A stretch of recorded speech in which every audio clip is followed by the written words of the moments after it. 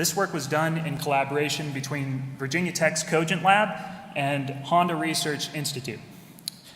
Now, it was a nice setup that we had beforehand because the aim of our lab at Cogent is to study the perceptual phenomena that occur when interacting with augmented reality.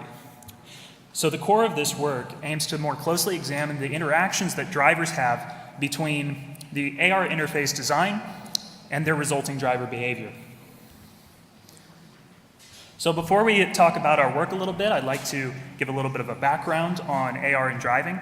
So augmented reality is quickly nearing commercial feasibility.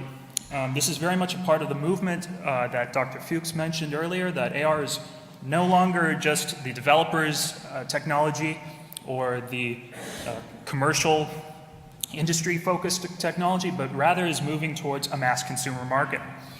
As of 2018, as an example, the number of HUDs employed with augmented reality or some kind of mixed reality in vehicles has grown to over 1 million. This number is expected to increase all the way to 9 million by 2020. So the benefits of AR in driving is well known. So some of them include driver performance when using AR is much better than a traditional head-down display. The driver experiences less mental demand and stress, and this is because AR can provide real-time information virtually that is overlaid directly onto the road. Despite these benefits, however, there is a number of challenges and obstacles that previous works have looked at. One of the main areas is the idea that there are cognitive issues. The main issue is that you need to balance guiding attention and capturing attention when using augmented reality. One of the biggest issues is that the saliency of graphics can interfere with drivers' peripheral awareness and cause what we call a phenomenon called cognitive tunneling or perceptual tunneling. There's also technical challenges of HUDs. Current HUDs in vehicles are really only limited to about 6 to 15 degrees of freedom.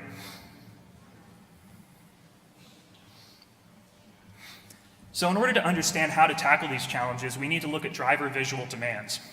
The visual channel when processing on the road, drivers undergo a very straightforward process in which they first need to perceive a stimuli, they need to recognize what it is, and then they need to respond accordingly. Usually when on the road, the driver is either employing two types of visual processing in regards to this. They're either attempting to complete a known goal, or that could be navigating a destination, or they're trying to respond to an emerging stimuli. So this could be a pedestrian or a bicycle or any other collision hazard. The point is that there's this battle between what they want to do navigating or otherwise and how they are managing the incoming stimuli from their environment.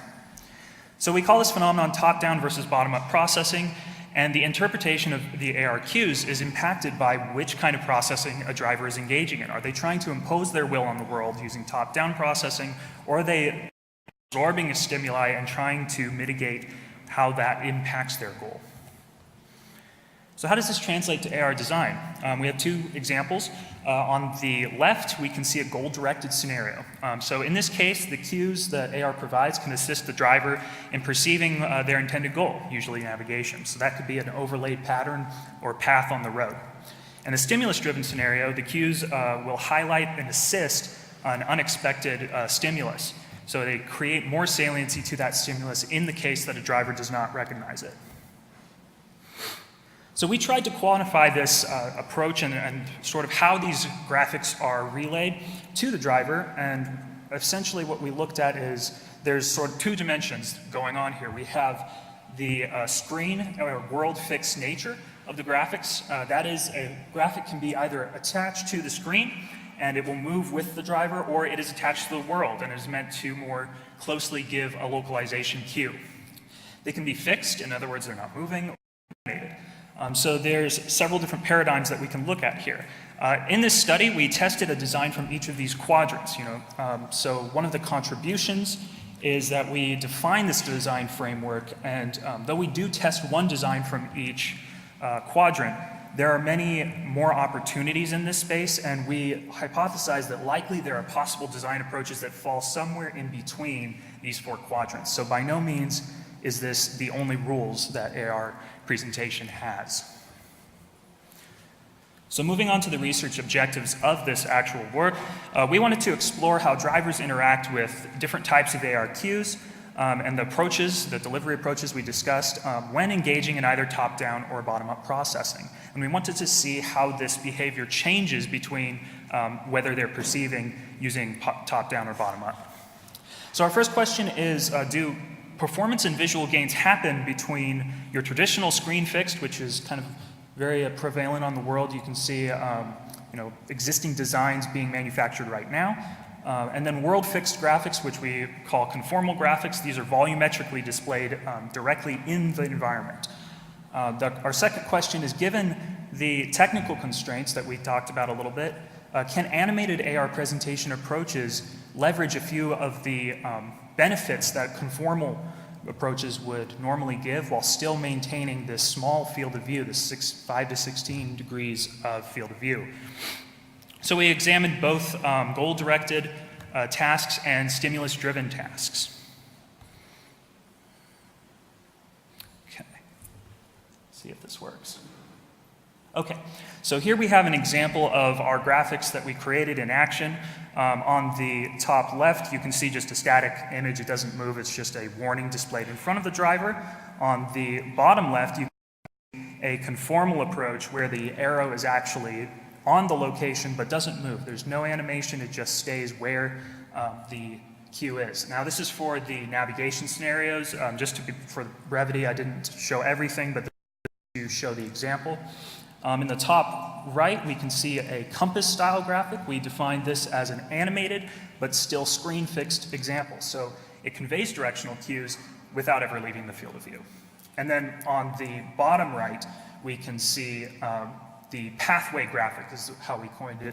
The graphic moves through space and is animated and moves towards a location to help with localization. So our trials took place in a closed-circuit site. We used 24 participants. We did 2 different studies. Both sets of participants completed these studies. And the first was a navigation user study in which drivers, their task, their goal to coin our goal-directed task, they localized parking spots from a selection. In the pedestrian user study, drivers completed a test route and were told to drive safely. This meaning, don't swerve off the road, keep a good speed, and look out for threats. Now, the drivers did not know where these threats would occur, but they were randomized, and pedestrian hazards would suddenly appear, and the driver needed to brake for them.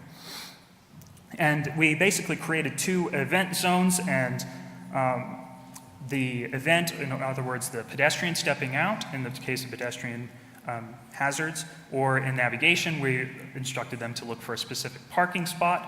These were all randomized locations within the event zone.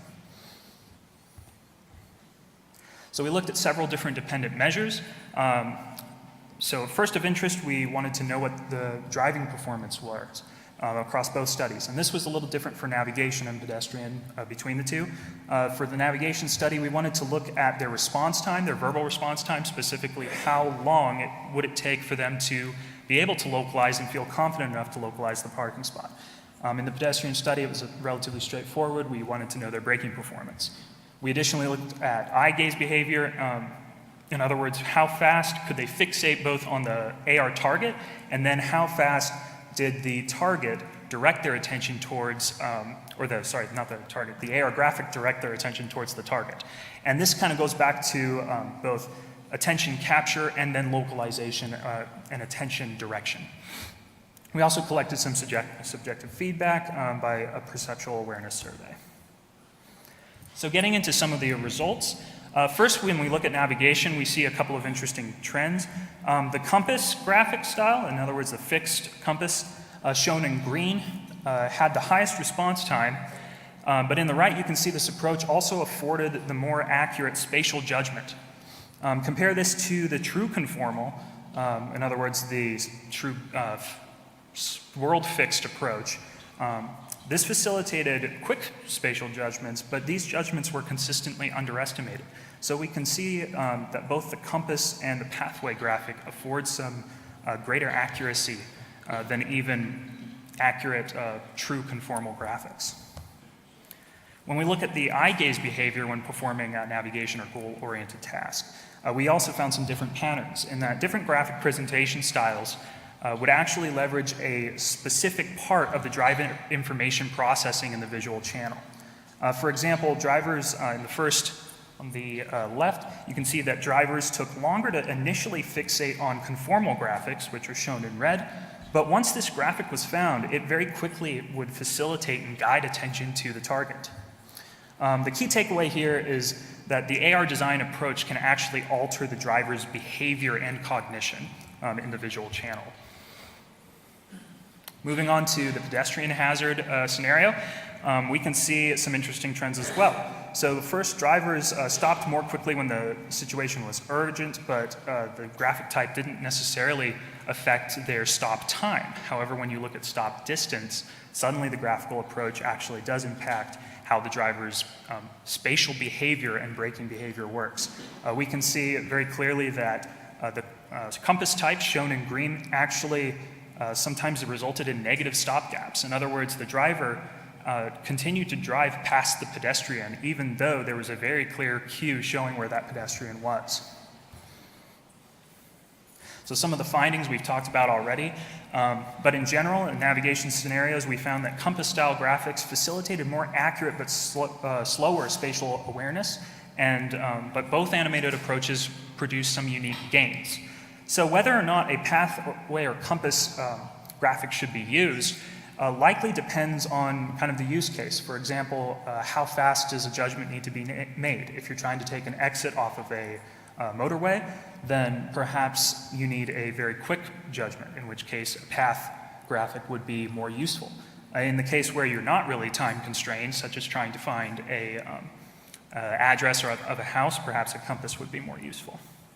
In pedestrian scenarios, we found through subjective feedback as well as just qualitative feedback that often, as you might imagine, conformal graphics are an issue because they leave the field of view too soon. The field of view is too small. And so this renders them yet less useful. Also, the compass AR graphics may actually encourage dangerous driver behavior because of a function-action conflict. And what we mean by that is, as the driver approaches, when they are far away or distance and safety, therefore, is maximized, the compass graphic is not really giving much feedback. In order for the compass to actually give feedback, they have to approach the pedestrian, which is the exact opposite of what we want them to do. So that is what we mean by, in order for the graphic to complete its purpose, the behavior elicited of the driver is the opposite of what we need. We also found some interesting patterns in gaze behavior between both top-down and bottom-up processing. The key takeaway here is that we discovered that there's fundamental differences in visual behavior depending on whether they are engaging in top-down or bottom-up processing. And what we mean by that is on the top, there's a clear sequence of events. The driver sees the target, or the graphic, then they use the graphic to find the target. And then there's a verification process that kind of happens. They switch back and forth. However, when we switch over to pedestrian or bottom-up processing, this procedure is not as clear. In other words, there's a critical moment, two stimuli appear, and then instead of being facilitated, you actually see a phenomenon with divided attention where the driver must choose essentially which is more important. So either they use the graphic as just a warning and then stop and find the pedestrian later, or they decide to ignore the graphic and then find the pedestrian. So that's a key takeaway here. So final messages, the orientation and animation path of an ARQ, basically the presentation approach needs to agree with human processing. And for example, a pathway graphic should clearly animate towards a goal in cases of goal-directed processing. And likewise, it should attempt to predict future movement of unexpected stimuli. But what about direction or orientation of a cue for a compass graphic? Should the pedestrian point towards, or the graphic point towards a pedestrian and signal where it is, but in other words, have the direction of the pedestrian in the wrong way, or vice versa? Should it show the pedestrian incoming, but maybe not create realistic movement or perception of where that pedestrian is?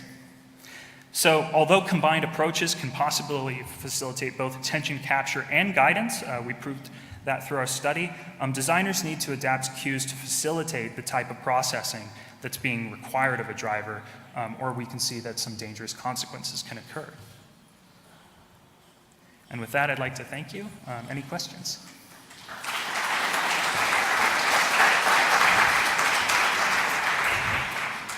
Thanks a lot for the interesting talk. So, yeah, we have some questions, I think. Do we have a microphone?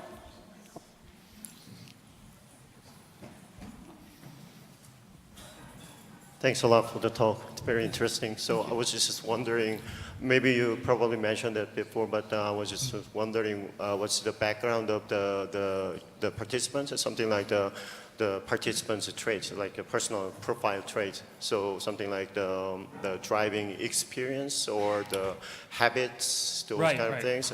I don't know if you have a think about those kind of. So for example, like the AR contents can be displayed adaptively depending on the user's personality or the profile. So I was just wondering. So yeah, if you mean like, for example, age or background, place of country of origin.